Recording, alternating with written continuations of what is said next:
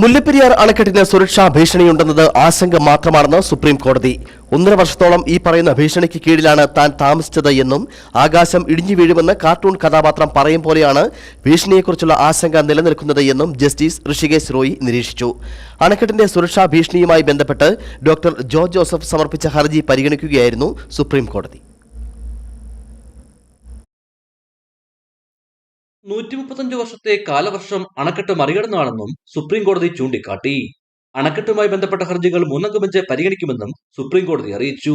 വർഷങ്ങളായി അണക്കെട്ട് തകരുമെന്ന ഭീതിയിൽ ആളുകൾ ജീവിക്കുകയാണെന്നും എന്നാൽ അണക്കെട്ടിന്റെ ആയുസ് പറഞ്ഞതിനേക്കാൾ 2 ഇരട്ടി കഴിഞ്ഞല്ലോ എന്നും ജസ്റ്റിസ് ഋഷികേശ് റോയി ചോദിച്ചു. താനും ഈ ആശങ്കയിൽ കേരളത്തിൽ 1.5 വർഷത്തോളം ജീവിച്ചാണെന്നും ജസ്റ്റിസ് ഋഷികേശ് റോയി പറഞ്ഞു.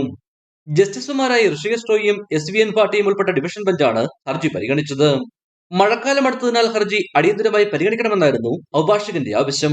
അണക്കെട്ട് നിർമ്മിച്ച ശേഷം എത്ര മഴക്കാലങ്ങൾ കഴിഞ്ഞെന്ന് കോടതി ആരാഞ്ഞു. അണക്കെട്ട് നിർമ്മിച്ചിട്ട് 100-ലേറെ വർഷങ്ങൾ കഴിഞ്ഞെന്നും അതുകൊണ്ട് തന്നെ അത്രയേറെ മഴക്കാലങ്ങൾ കടന്നുപോയിട്ടുണ്ടെന്നും അഭിഭാഷകൻ വ്യക്തമാക്കി.